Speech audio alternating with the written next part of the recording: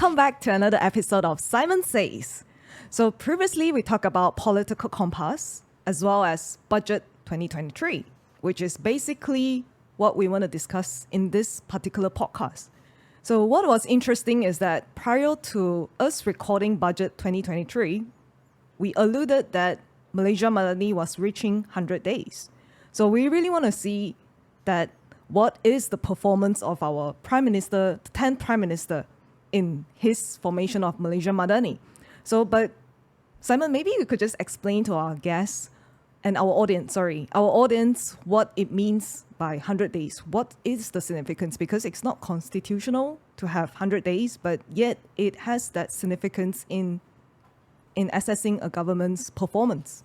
Yeah, I mean, the whole 100 days concept started with FDR, the American president during the Great Depression. Mm-hmm. So he came into the office with the background of such economic challenge.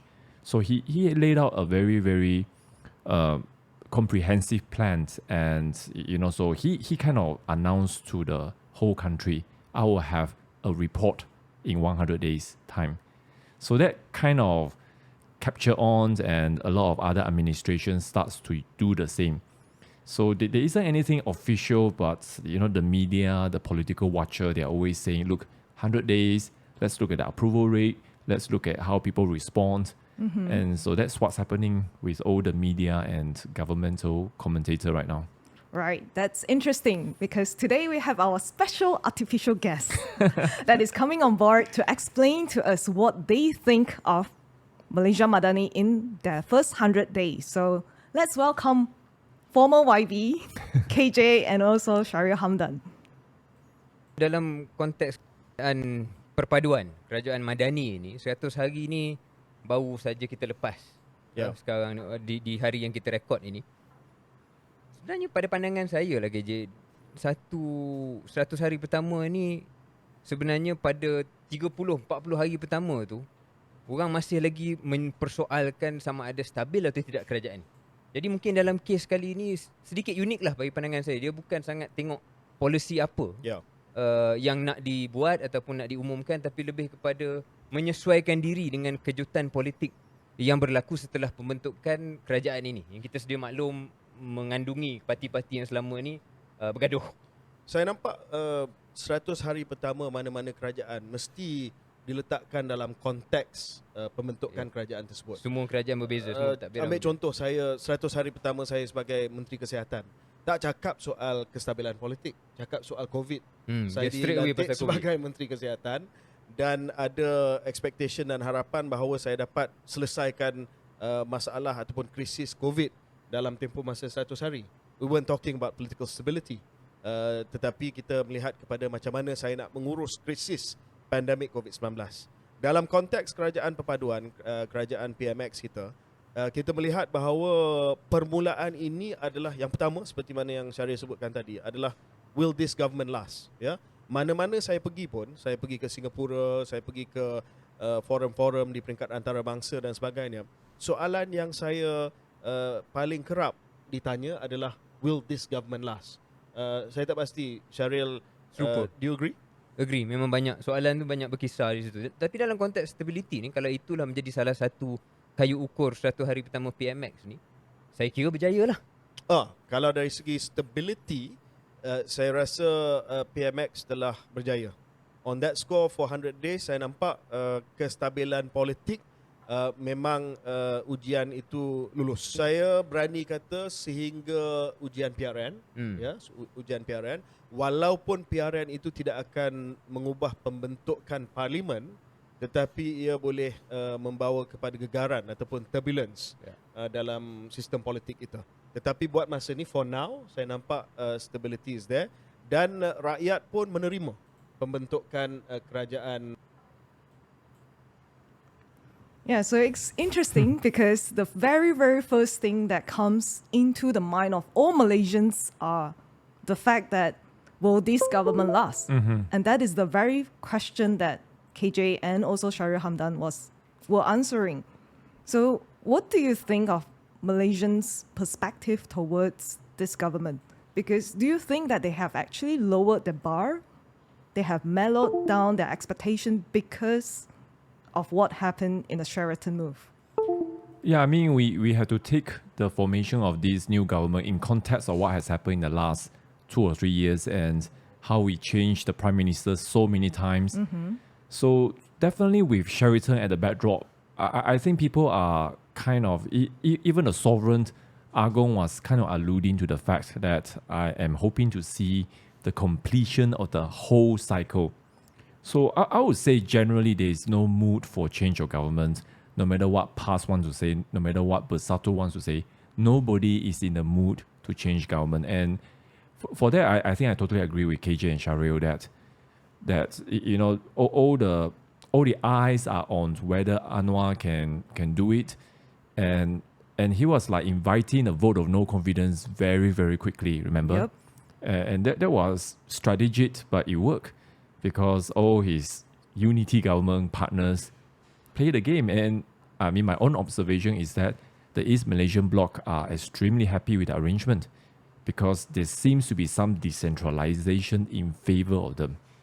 Yeah, to summarize that video, KJ was just saying that using that yardstick, like what Shahril Hamdan was saying, using that yardstick of whether or not this government is stable, to that note, our 10th Prime Minister did succeed in his mission. Yep, definitely. Because you see in Parliament, you see even in terms of formation and working out, you see in terms of the ministry, very, very little internal scandal, very, very little reporting.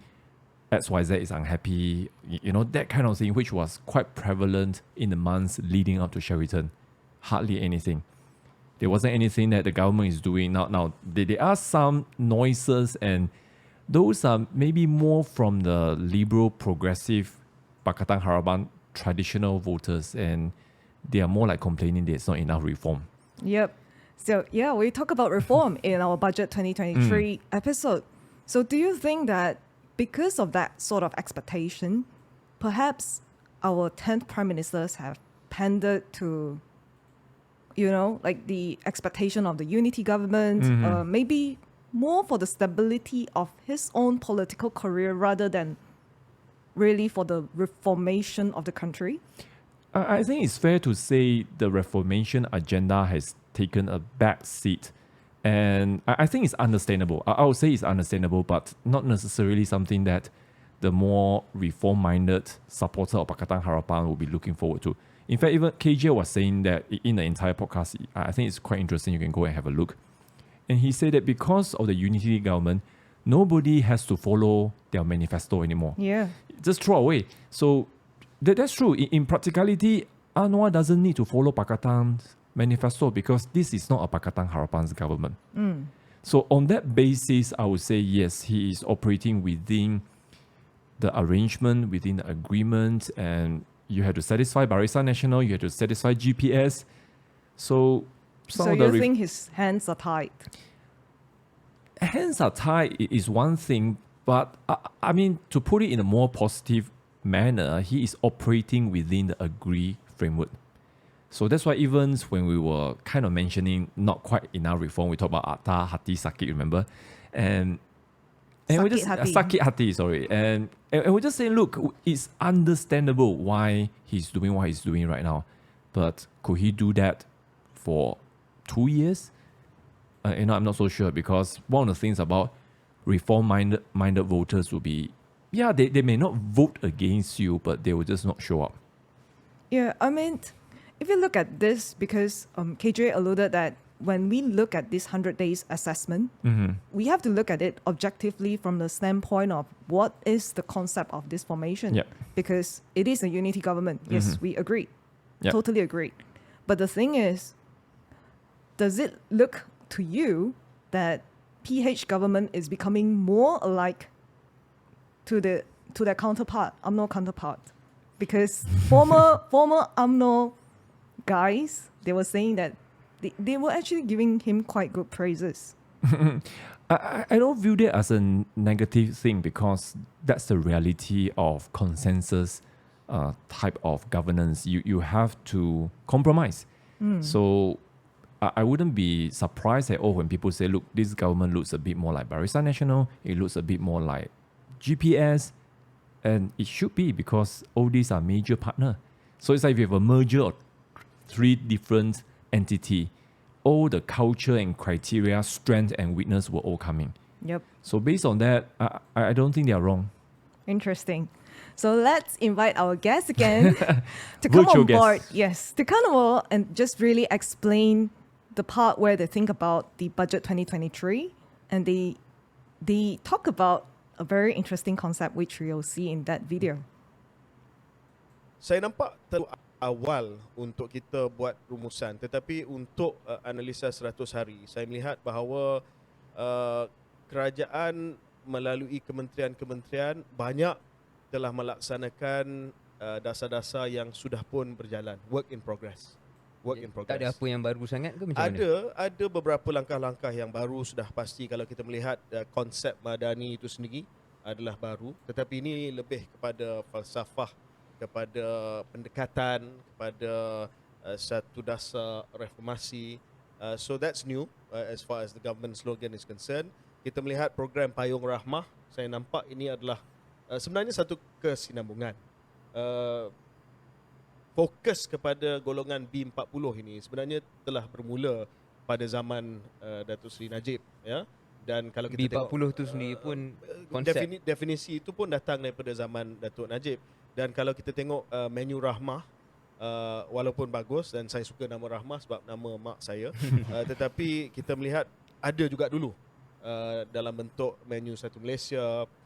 Sumbangan tunai rahmah pun dulu ada dalam bentuk BRIM, dan rebadging exercise tu ada sikit. Tetapi kita acknowledge bahawa continuation ataupun kesinambungan polisi ini adalah tepat, dan tak ada segan yang malu pun kalau benda memang yang baik tidak. kita teruskan. Sebab saya suka kepada falsafah redistribution.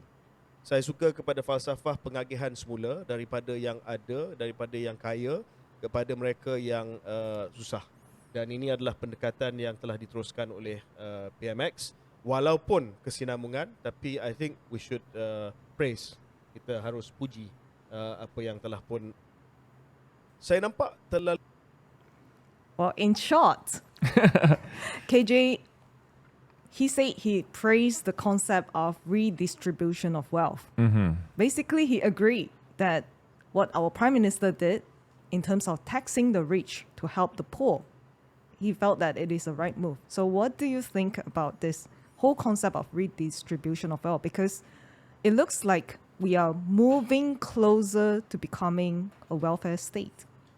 Yeah, I mean, to be fair, I think Malaysia has always been a welfare state of one form or another. Now, of course, when your revenue, when your middle class is struggling, then it will become more obvious, because even the statistics are showing that a lot of the middle class are kind of moving into the B40. Yep. And I mean, in the podcast, they actually mentioned about how, tax the rich and give to the poor. Najib actually did the same, Yep. With BRIM and then with GST. But the perception that he suffered at that time was that he needed the revenue from GST to cover the losses of YNDB. Yep.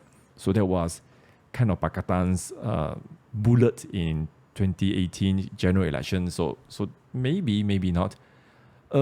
Yeah, but it's interesting that we talk about this in the budget discussion. And look, we both say we are not fan of handout, because handout basically it is a short-term solution. It's an easy solution. But if you keep giving, and in a way we can argue that the whole NEP is a handout kind of policy. So more than 30 years already, we have seen that it's not working. And the only reason why we have not become a failed state is because we kept producing petroleum. Imagine we had no petroleum. I think we are like Zimbabwe. Yeah. We are like one of those failed state, And so that to me is a concern, because, we talk about in this show that redistribution, yes, there needs to be a measure. Yes, after COVID and with the economic crisis, with the inflation crisis, we needed some sort of help. But what I'm concerned is that there is no future forward kind of thinking. After this, then what? What's the end game? Yeah, and Shahril said himself, this is like what Najib did. And of course, they say there's nothing wrong, and being ex Barisan Nasional, they probably are quite happy that look, Anwar is taking our idea, we can take some credit. To an extent, I agree. Look, we have to deal with the poor, we have to deal with people who are not able to start up again after COVID and things like that. But I'm hoping for more policies that will move us into the line of self-determination.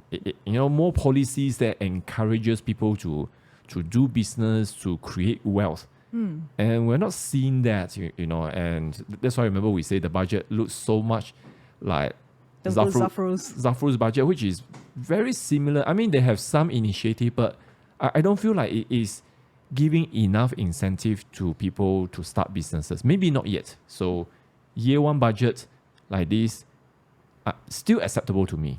Okay, that's cool. So let's look at the next video where we will see where our Prime Minister stands in terms of his economic point of view. If he is more centre-left or he is more right-leaning. So we will just have a look at this next episode.